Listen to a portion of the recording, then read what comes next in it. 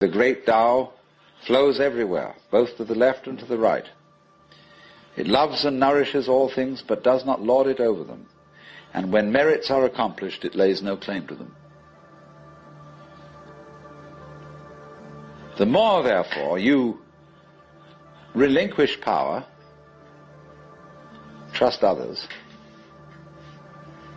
the more powerful you become, but in such a way that instead of having to lie awake nights controlling everything, you do it beautifully by trusting the job to everyone else. And they carry it on for you. So you can go to sleep at night and trust your nervous system to wake you up in the morning. You can even tell it, I want to wake up at 6 o'clock, and it'll wake you up just like an alarm clock. This seems a sort of paradox to say this, but the principle of unity, of coming to a sense of oneness with the whole of the rest of the universe, is not to try to obtain power over the rest of the universe. That will only disturb it and antagonize it and make it seem less one with you than ever. The way to become one with the universe is to trust it as another, as you would another, and say, let's see what you're going to do. But in doing that, you see, in saying that to everything else that you have been taught to think is not you, you are also saying it to yourself.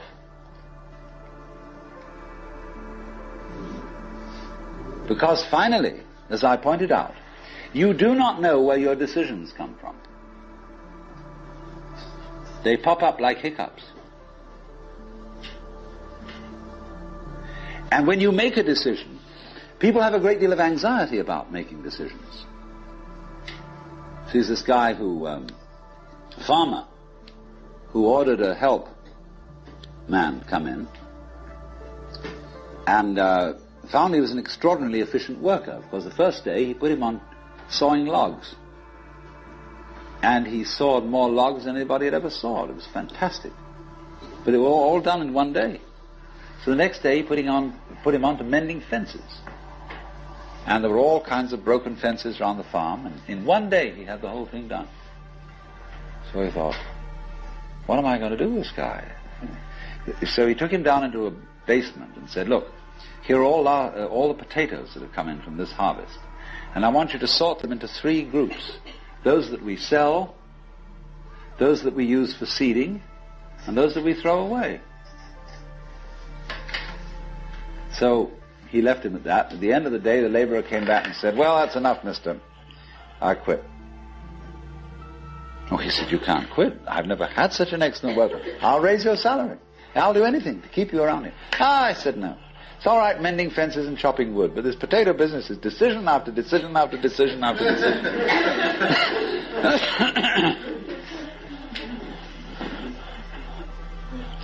So when we decide, we're always worrying, did I think this over long enough? Did I take enough data into consideration? And if you think it through, you find you never could take enough data into consideration. The data for a decision in any given situation is infinite. So what you do is, you go through the motions of thinking out what you will do about this. And then when the time comes to act, you make a snap judgment.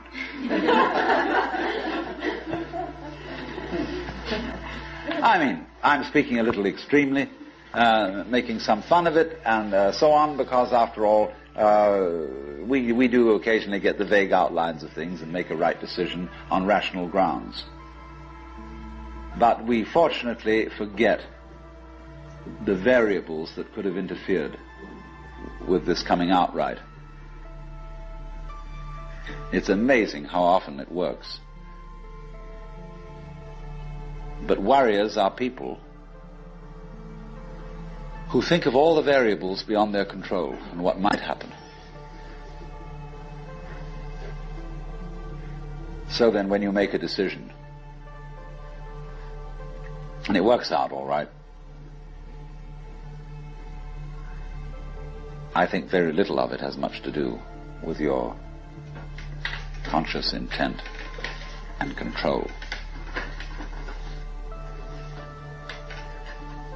But somehow or other, you are able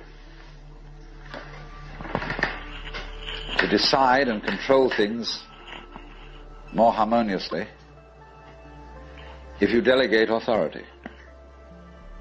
That's why very great businessmen are those who can delegate authority, trust others to work for them, because those are people developing businesses on the same basic structure that is fundamental to a living organism: delegation of authority. It loves and nourishes all things, but does not lord it over them. And you see, then, what is happening is this: the more you let go of it and trust it, as if it were quite other than you,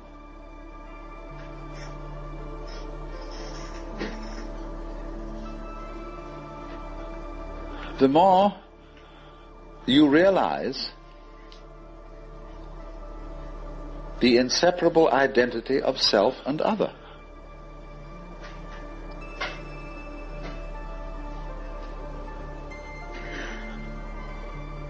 To go back, if you try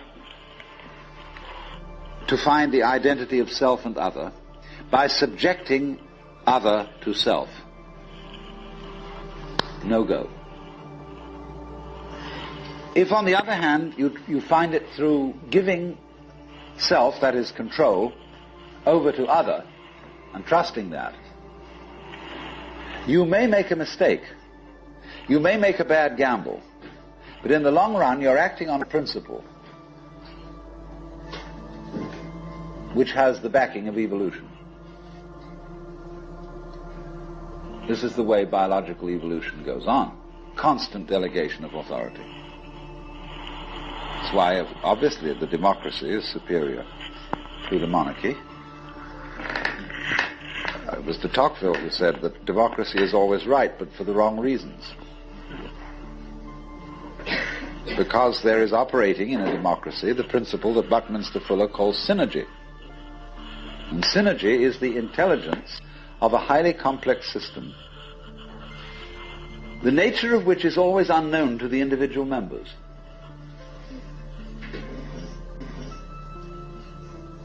Because that goes back again to this point, that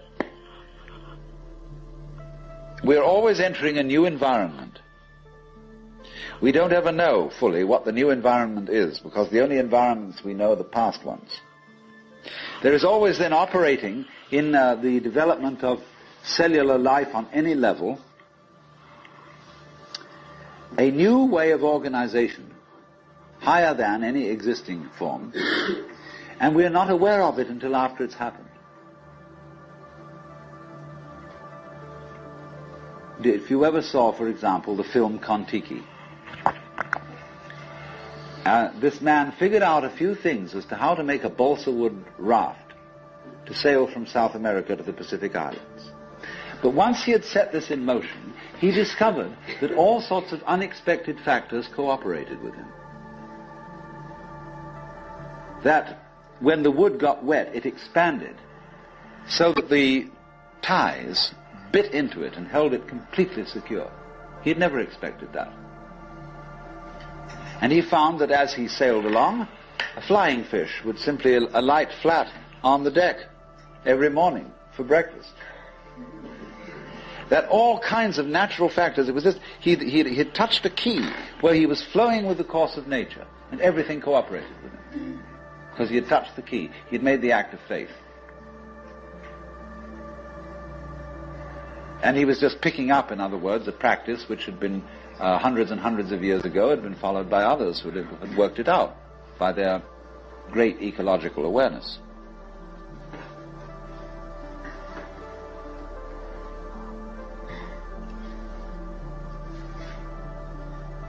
So we do come out of this way of of thinking to something which has, I would say, the most enormously creative and revolutionary social consequences.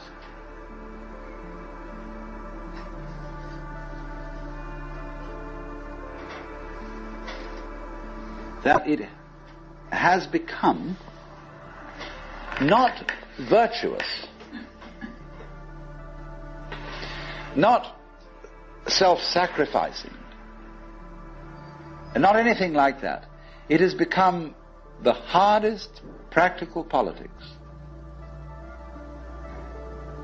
to let go control to others, to give up trying to dominate the scene.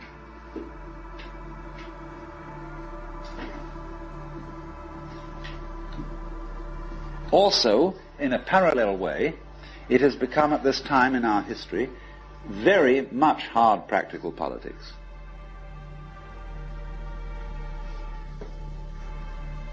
To learn how to enjoy ourselves. You can go to the Protestant people with their Protestant ethic who are against this kind of thing, and now say to them with great glee, it is your solemn duty to learn how to enjoy yourself. Why? Because in an age of leisure, people have really got to know how to enjoy themselves. Because if they don't, they'll smash the whole future of the human race.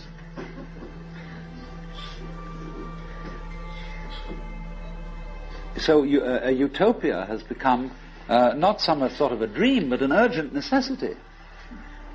We can't do without it. Because if we try to do without it, what's going to happen is that we are going to terminate our race in a mutual massacre of scapegoats.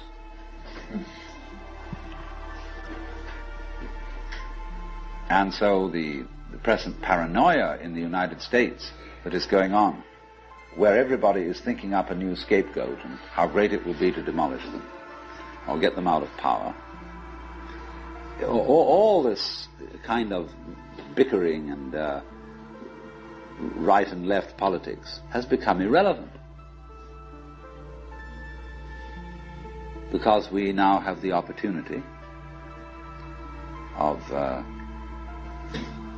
trusting our own intelligence, our own technology,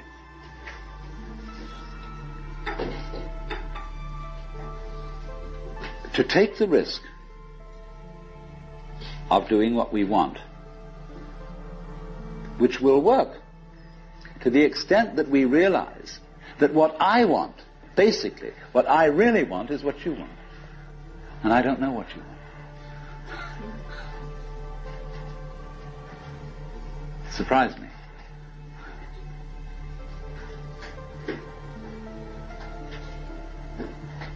But that's the kinship between I and thou. So when I ask, I go right down to the question, should we start with, what do I want? The answer is, I don't know. When Bodhidharma was asked, who are you, which is another form of the same question, he said, I don't know. Planting flowers to which the butterflies come. Bodhidharma says, I know not. I don't know what I want. Well, when you don't know what you want, you've reached the state of desirelessness.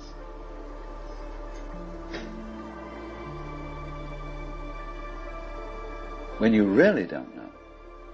You see, there's a beginning stage of not knowing, and there's an ending stage of not knowing. In the beginning stage, you don't know what you want because you haven't thought about it, or you've only thought superficially. And then when somebody forces you to think about it and go through and say, yeah, I think I'd like this, I think I'd like that, I think I'd like the other, there's the middle stage. Then you get beyond that. Say, is that what I really want? In the end you say, no, I don't think that's it. I might be satisfied with it for a while, and I wouldn't turn my nose up at it, but it's not really what I want. Why don't you really know what you want?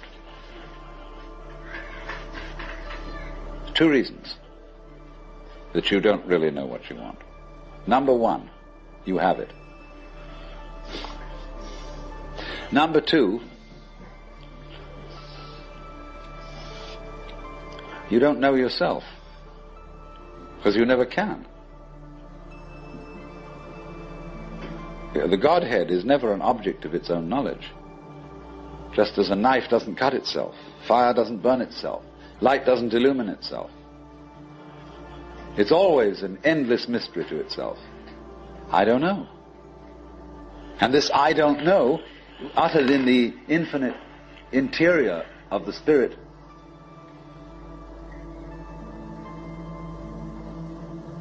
this I don't know is the same thing as I love, I let go, I don't try to force or control. It's the same thing as humility.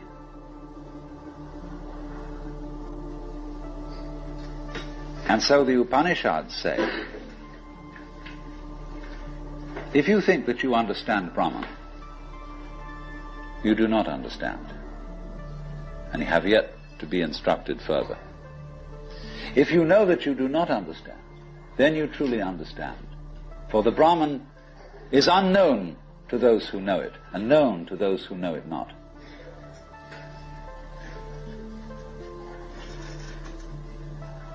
And the principle is that any time you, as it were, voluntarily let up control, in other words, cease to cling to yourself, you have an access of power. Because you're wasting energy all the time in self-defense, trying to manage things, trying to force things to conform to your will. The moment you stop doing that, that wasted energy is available. And therefore you are, in that sense, having that energy available, you are one with the divine principle. You have the energy. When you're trying, however, to act as if you were God, that is to say, you don't trust anybody and you're the dictator and you have to keep everybody in line, you lose the divine energy. Because what you're doing is simply defending yourself. So then, the principle is, the more you give it away, the more it comes back. Now you say, I don't have the courage to give it away. I'm afraid.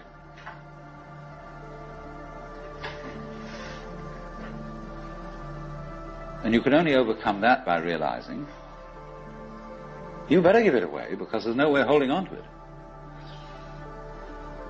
The meaning of the fact, you see, that everything is dissolving constantly, that we're all falling apart, we're all in a process of constant death, and that the world we hope men set their hearts upon turns ashes, or it prospers, and like snow upon the desert's dusty face, lighting a little hour or two is gone. You know, all that Omar Khayyam jazz. You know, the cloud-capped towers, the gorgeous palaces, the great globe itself, I, all which it inherits, shall dissolve, and like this insubstantial pageant faded, leave not a rack behind. All falling apart. Everything is. That's the great assistance to you. See, that fact that everything is in decay is your helper. That is allowing you that you don't have to let go,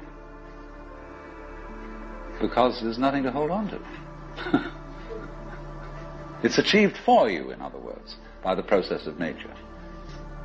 So once you see that you just don't have a prayer, and it's all washed up, and that you will vanish and leave not a rack behind, and you really get with that, suddenly you find you have the power, this enormous access of energy. But it's not power that came to you because you grabbed it. It came in entirely the opposite way. And power that comes to you in that opposite way is power with which you can be trusted. Of course, what we've been talking about is not so much a set of ideas as an experience, or shall we say experiencing. And this kind of seminar, in comparison with encounter groups or workshops of various kinds, or experiments in sensory awareness, is now being called a conceptual seminar.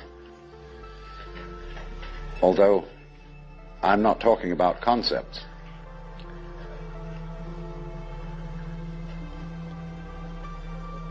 But the crucial question arises that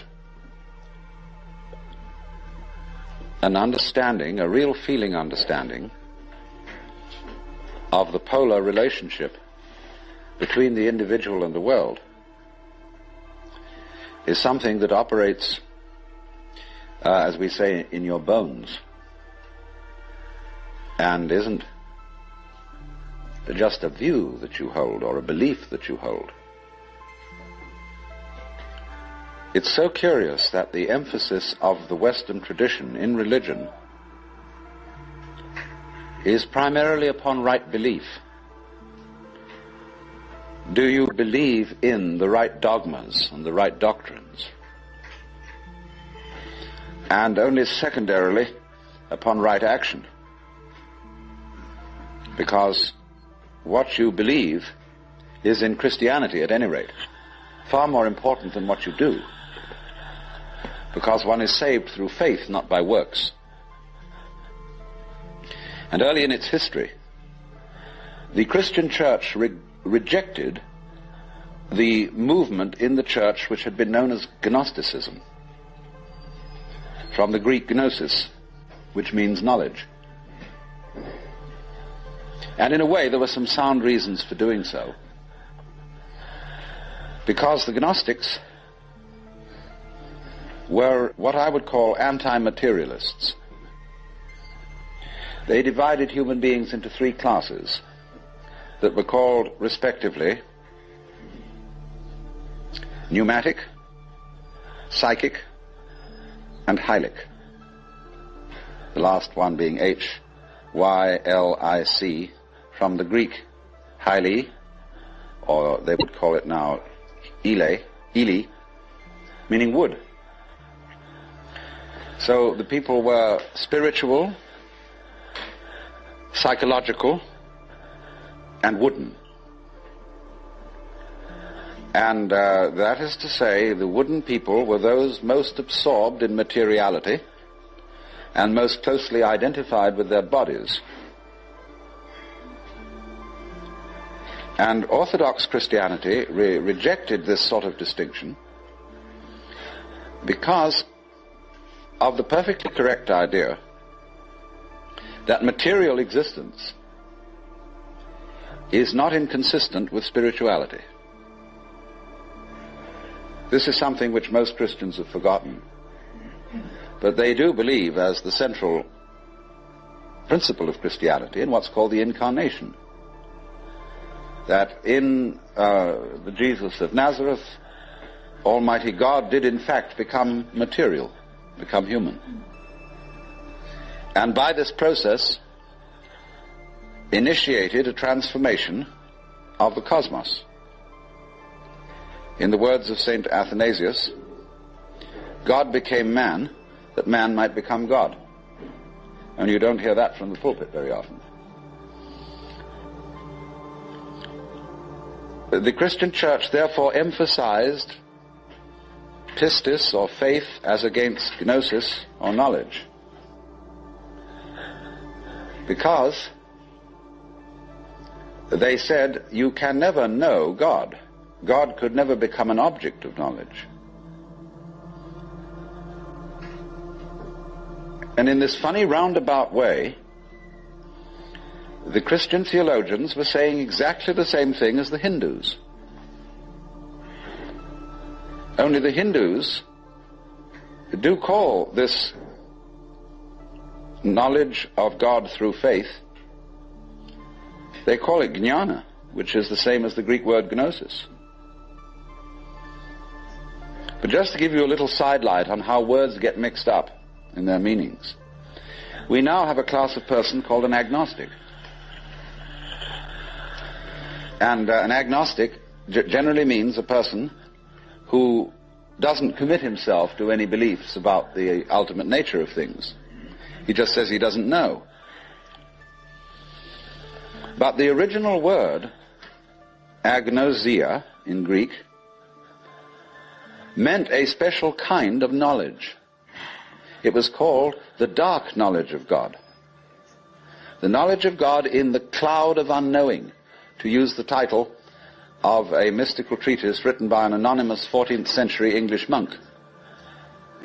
This monk derived his ideas from a very mysterious figure who wrote under the name of Dionysius the Areopagite. Dionysius was a 5th or 6th century Syrian monk who had learned his mysticism from Porphyry, who got it from Plotinus, who was a Neoplatonist, and who probably got a great deal of stimulation from the intellectual world of Alexandria. And Alexandria, in the early years of the Christian era, was a tremendous exchange place between East and West. Buddhist monks visited Alexandria. It was one of the great centers of trade between Rome and India. And as you may know, all Rome's gold eventually went to India for the purchase of pepper. And as a result of this, the Roman economy collapsed. They bought too much luxury from India. India, in exchange, got Roman architecture. And you'll see a lot of Roman architecture in Indian temples. But Alexandria was the great center for the Gnostics and for Christian theology. And some of the greatest theologians, Clement, Origen, Athanasius, St. Cyril, all worked out of Alexandria. But now going back to this strange monk, Dionysius, it was he who first put around the idea in Christian circles that there was such a thing of the knowledge as the knowledge of God by faith, by agnosia, really, by unknowing. And he, in a book which he wrote, very short book called the Theologia Mystica, he wrote a treatise on the higher knowledge of God, which might be quoted directly from the Upanishads in certain parts of it. The last section of it reads like the Mandukya Upanishad, because it's a series of negations. It says what God is not. And he goes very far, because he says that God is not one. He says our idea of unity falls far short of what God is. So does our idea of Trinity. So does our idea of spirit, our idea of mind, of justice, of love. All these things are not really God. And he says in another place, if anybody, having seen God, understood what he had seen, what he would have seen would not have been God, but some creature of God, less than God, some sort of angel or something like that. It's perfectly amazing to consider the influence that this man had. For writing under the name of Dionysius the Areopagite, he became identified, you see, with St. Paul's first convert in Athens. And legend has it that he was the first bishop of Athens and was martyred in Gaul, where he's known as St. Denis. But St. Thomas Aquinas looked upon the writings of Dionysius the Areopagite as having the highest authority. And you could, if all the texts of Dionysius's work had been lost, you could restore most of it from quotations in St. Thomas.